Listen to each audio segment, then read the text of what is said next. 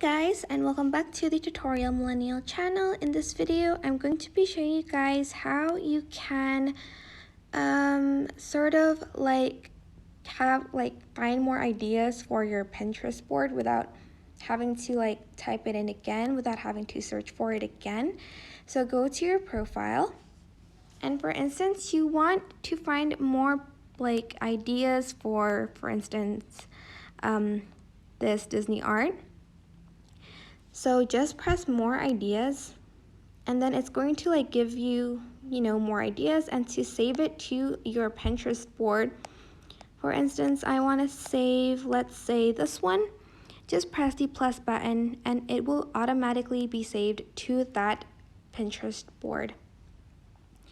And if you don't want to save it from there, you can just press on the plus button again. So yeah, it is super simple, but I hope this tutorial was helpful for you guys. Don't forget to like, comment, share, and also subscribe to this channel if you haven't done that.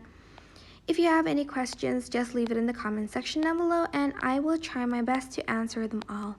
Thank you so much for watching. Bye!